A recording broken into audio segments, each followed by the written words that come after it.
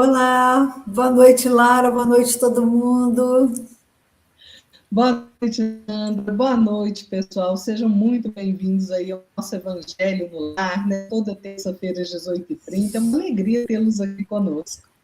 É Boa noite, verdade. né, Sandra? Falei boa Nossa, tarde, gente. Estou meio pancada. É boa noite.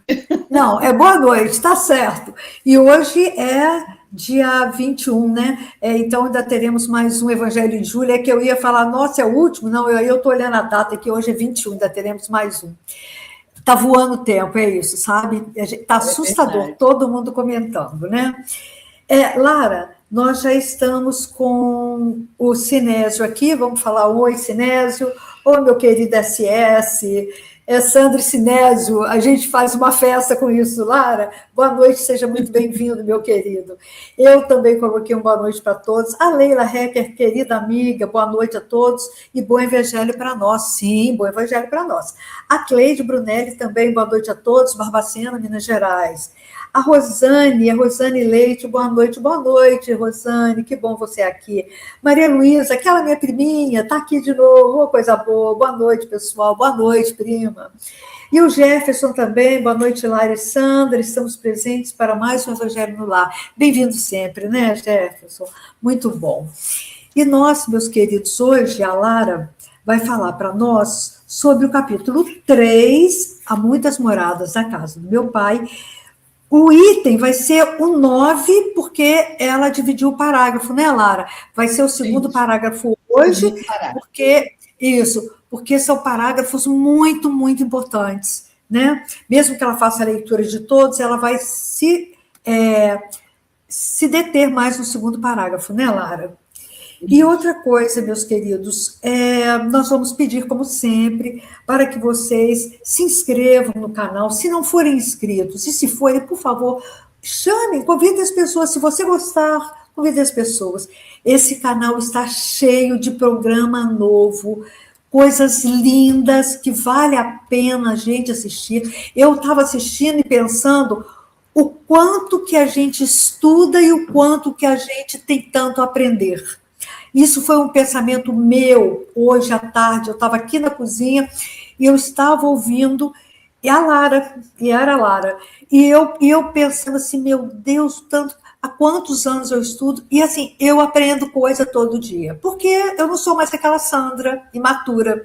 Agora a gente vai ficando mais velha, mais madura, e a gente vai percebendo melhor as coisas. Então, por isso, eu falo sem medo de errar, compartilhem, assistam, revejam os programas, e tem muita coisa boa por aí, né, Lara? Tá realmente muito bom. Mas o que? E compartilhar, né? Tá aqui com o pessoal da família, com todo mundo, né? E o boa noite a gente já deu, e então nós vamos para a nossa prece inicial. O Jefferson está falando sim, é verdade, Sandra, concordo com você, é sobre o aprendizado constante, especialmente na maturidade. É isso, Jefferson, a gente estuda, estuda e todo dia aprende. E nós vamos, naquele momento que a gente espera tanto, né, Lara, terça-feira, para a gente fazer o nosso evangelho, para a gente poder se sentir mais leve, né? E para vocês que estão aqui agradecendo, tem gente aqui que saiu do hospital, tem gente aqui que está agradecendo porque já saiu há mais de uma semana, a família. Então, eu que também saí do hospital com o meu nervo ciático, né, Lara? Mas é isso. Vamos agradecer muito, muito, muito, muito, muito, porque a gente vai passando por coisas e a nossa maturidade espiritual vai nos fazendo entender que não tem problema nenhum, a gente supera, né, Lara? E vamos então fazer nossa prece inicial. Então eu vou convidar a vocês todos que fechem os olhos, se concordarem com isso. Relaxem o corpo. E esse fechar os olhos é para nos desligarmos da matéria. E vamos nos dirigir a Jesus, nosso mestre, nosso irmão maior, para dizer: aqui estamos nós, Senhor Jesus, unidos em seu nome, em vibrações e pensamentos, para mais uma oportunidade de aprendizado do seu Evangelho, com a finalidade de evolução constante e infinita, assim como também com o objetivo de recebermos suas bênçãos nessa noite. Abençoa todos nós, assim como todos da nossa família, assim como todos que trazemos no nosso pensamento, na nossa tela mental e no nosso coração, e como também a todos que vierem a assistir esse evangelho em outro momento. Que assim seja, graças a Deus. Lara, querida, eu vou desligar, eu estou desligando meu microfone, porque eu estou com um problema na internet. Então, na hora de eu falar, e você falar, tem que a outra desligar, que eu tô. Realmente, eu fui olhar, é problema aqui no meu prédio, tá? Vou desligar. Beleza. A palavra é sua, querida. Vamos lá, então, gente.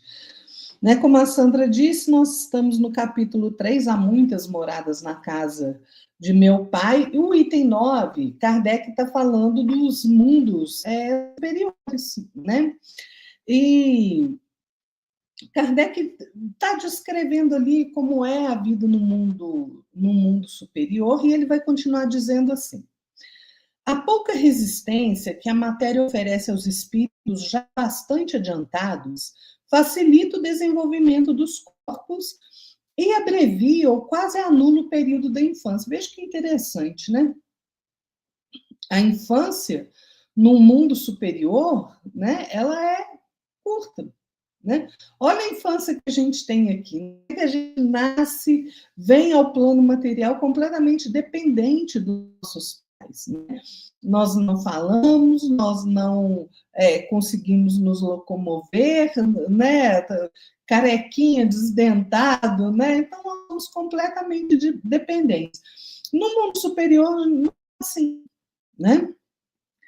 A vida isenta de cuidar e angústias é proporcionalmente muito mais longa que a da Terra. Em princípio, a longevidade é proporcional ao grau de adiantamento dos mundos. A morte não tem nenhum dos horrores da decomposição. E, longe de ser motivo de pavor, é considerada uma transformação feliz, pois não existem dúvidas quanto ao futuro. Durante a vida, não estando a alma encerrada numa matéria compacta, irradia e goza de uma lucidez que a deixa num estado quase permanente de emancipação, permitindo a livre transmissão do pensamento. Então, gente, olha que coisa mais interessante que Kardec nos diz, não é? Vejam, quanto mais puro é um espírito, menos necessidade tem de um envoltório material denso. Né? Então, no mundo superior, a gente vê, por exemplo, que a diferença da infância. Né? A infância na Terra é grande, ela é prolongada. Por quê? É consequência da densidade da matéria e da necessidade de adaptação do espírito a um corpo mais grosseiro como o nosso.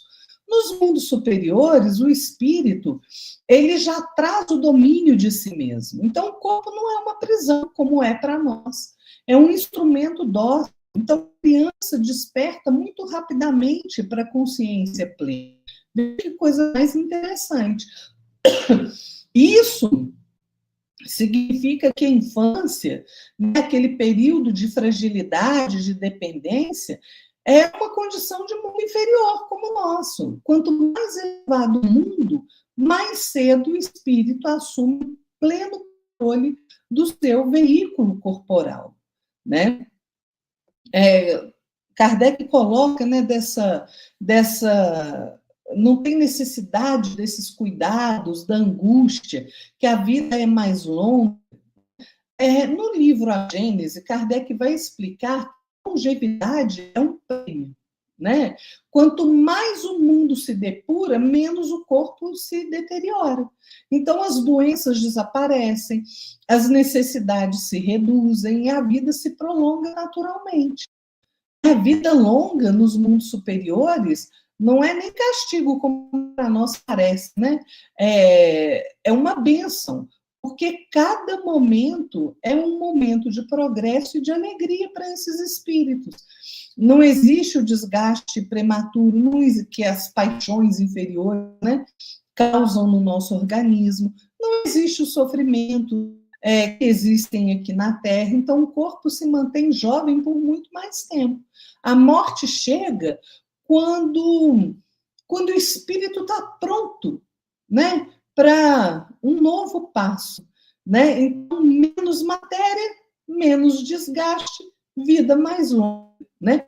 E eu acho muito bacana Kardec colocar essa questão da morte, que não acarreta esses horrores da decomposição. A gente sabe, né, pela literatura espírita, que às vezes, quanto mais apegado a criatura é à matéria, né, a ilusão do mundo material, mais difícil esse processo dela largar o corpo material para trás.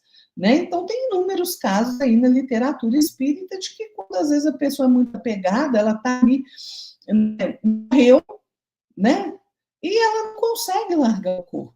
Ela sente aquele horror realmente da decomposição, né? A morte nos mundos superiores, ela não é assim, porque ela não é acompanhada dessas angústias, né? No livro Céu e Inferno, Kardec vai detalhar que nos mundos superiores o corpo ele se desagrega como um vapor que se dissipa, né? Não há espetáculo horrível da carne em decomposição, porque a matéria de que o corpo é formado ali é quase etérea. A morte é uma transição suave, um sono tranquilo, né? E o espírito desperta feliz e consciente, não é como aqui.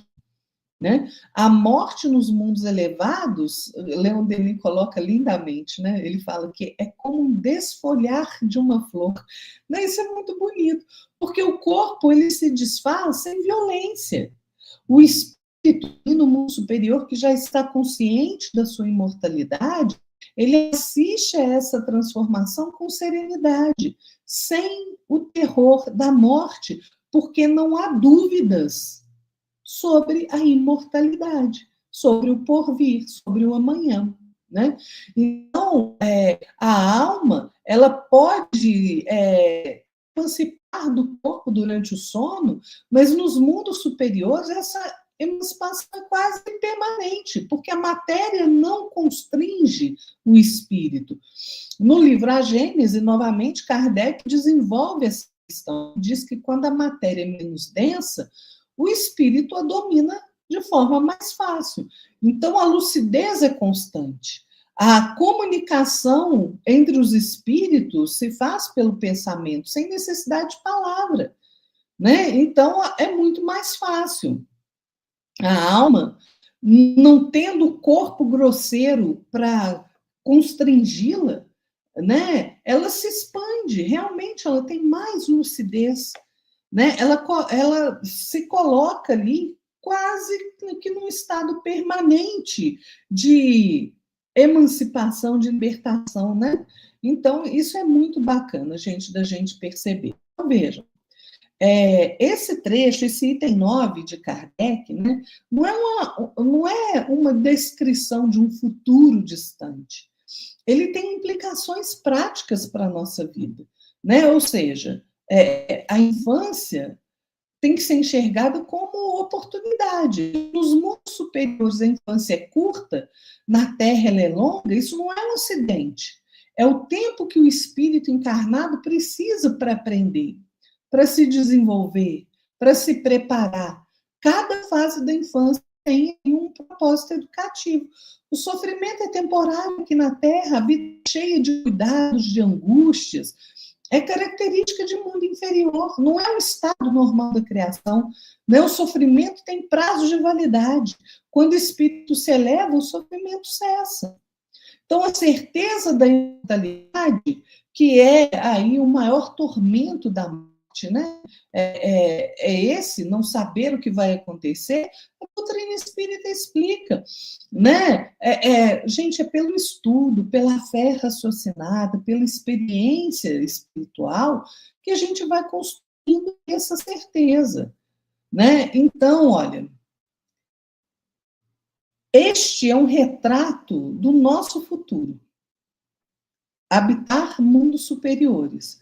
Mas, para isso, Kardec nos faz um convite, né, ao trabalho presente. Cada ato de amor, cada renúncia, cada esforço, cada ato de disciplina, de perseverança, faz com que a gente se torne melhor, nos aproxima desse estado de maior elevação, de lucidez. E esse é o destino de todos nós. Mas, para isso, a gente precisa se esforçar. O bem, praticar o bem de todo jeito, né? É isso, Lara. Eu falo que um ato de amor cobre uma multidão de pecados, né? Então, é essa frase que a gente ouve a vida inteira e é verdade. Cada ato de amor, cada gentileza, tudo faz com que sejamos melhores, né? Ô, Lara, temos mais boa noite aqui. O Fé para quê, né? Sejam muito bem-vindos ao nosso Evangelho no Lar. Muito bem. O Carlos está botando boa noite. O Evangelho ilumina o lar. Com certeza, Carlos, é isso mesmo, o Evangelho ilumina o lar, né? E depois dessa fala tão... É aquilo que eu falei no início, né? Eu falo que sempre parece que a gente combina tudo, e a gente não combina absolutamente nada, né, Lara? É isso, eu falei isso, e aí, tá vendo como que eu tenho certeza que o mesmo sentimento que eu tenho, todo mundo tem. Gente, como que, assim, seria simples se eu fosse um pouquinho mais grande, né, grandiosinho, mas como seria tão bom, né? Como seria tão rápido, né, essa minha evolução. Mas tá ótimo, vamos caminhando, o importante é caminhar sempre, né, Laura? E agora, queridos, chegamos naquele momento em que nós vamos relaxar para recebermos, cada um vai receber o passe necessário para o seu benefício, cada um recebe o seu.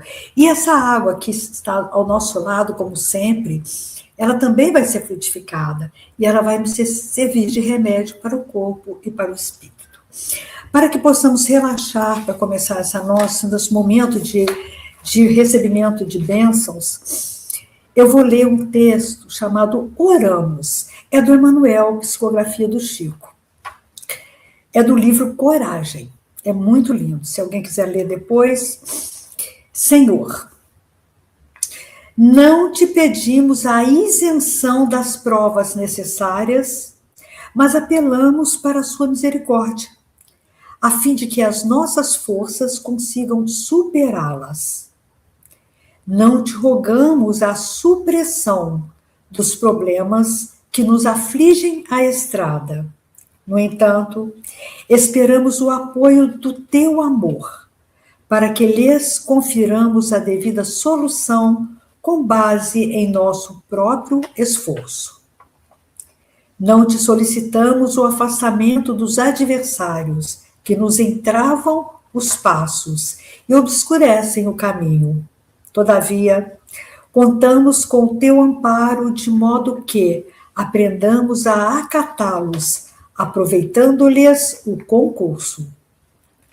Não te imploramos imunidades contra as desilusões que porventura nos firam, mas exortamos o teu auxílio, a fim de que lhes aceitemos, sem rebeldia, a função edificante e libertadora.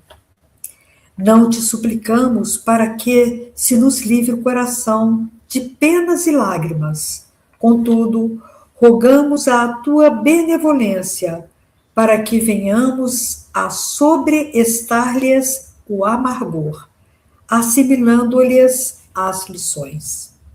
Senhor, que saibamos agradecer a tua proteção e a tua bondade nas horas de alegria e de triunfo. Entretanto, que nos dias de aflição e de fracasso possamos sentir conosco a luz da tua vigilância e da tua bênção. Emmanuel. Psicografia, Francisco Cândido Xavier. Pai,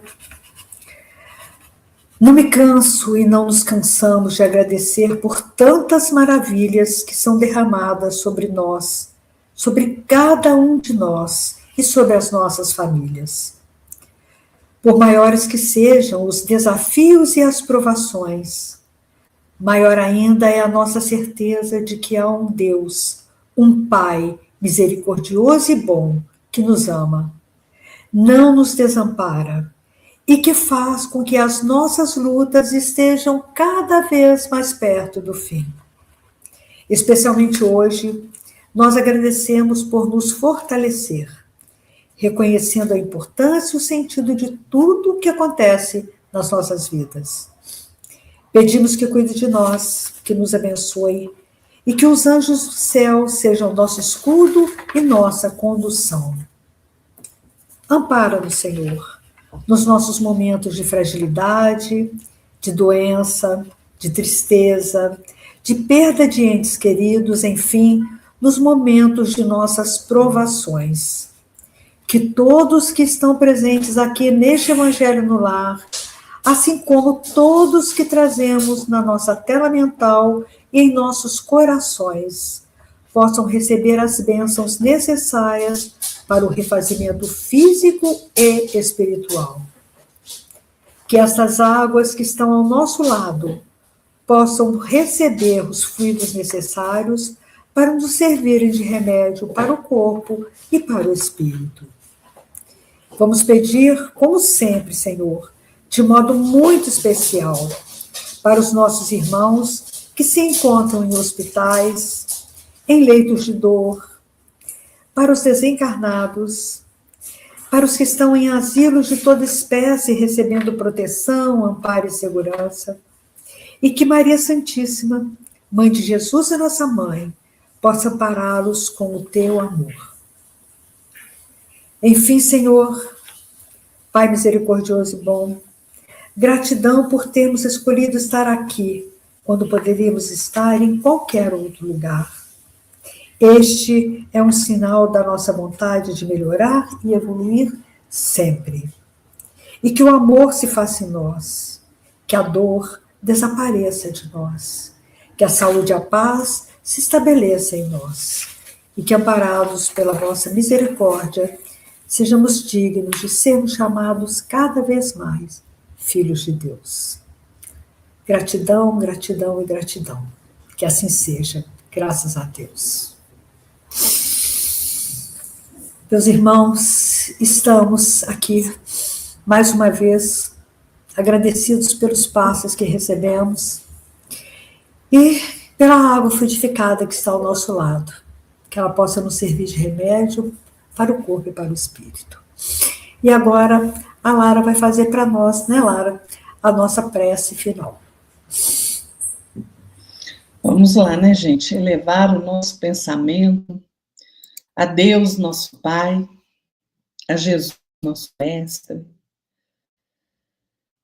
Deus de verdade e sabedoria, Criador de todos os mundos, de todas as coisas, de todos os espíritos, que nos concedeste a bênção do lar como o primeiro templo do coração.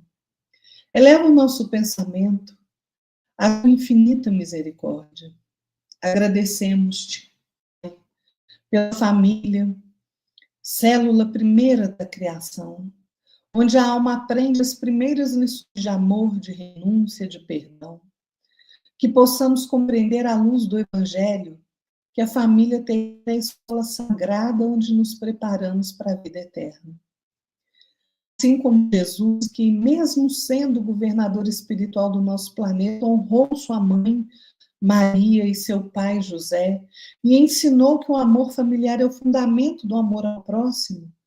Ajuda-nos, Pai, a cultivar no lar um ambiente de paz, de compreensão e de fraternidade. Ensina-nos, Senhor, que a família não é um acaso, mas uma reunião de espíritos afins ou devedores uns dos outros, que se encontram no caminho da evolução para se ajudarem mutuamente. Saibamos reconhecer em cada parente um companheiro de jornada. E em cada desafio doméstico, uma oportunidade de crescimento espiritual. Que o nosso lar seja um refúgio de luz, onde a prece e o trabalho digno se unam, onde a paciência vença a impaciência, onde o perdão apague as mágoas e onde o amor, esse amor que Jesus nos ensinou, seja a lei viva que rege cada coração. Abençoa, Pai, todos os lares do mundo, abençoa as nossas famílias, que nenhuma família se desfaça pela falta de compreensão, que nenhum coração se feche por excesso de orgulho, e que em cada casa brilhe a luz da tua presença. Que a alegria que nós sentimos agora, Pai, de fazer o nosso evangelho no lar, não seja passageira. Ela esteja conosco durante toda a semana. Assim seja. Que assim seja, graças a Deus. Meus irmãos, eu espero que vocês sejam tão leves quanto eu e Lara, que nós esperamos tanto por esse dia, né, Lara? Eu espero que vocês também estejam tão leves quanto nós sempre saímos daqui. Que Jesus possa abençoar a cada um de nós dessa semana e que possamos estar juntos na próxima terça-feira, né, Lara? Isso mesmo, gente. Fiquem todos na paz de nosso Senhor Jesus Cristo e até a próxima terça. Uma ótima noite para todos. Boa noite, Sandra. Tchauzinho, pessoal. Boa noite, Lara. Tchau, pessoal.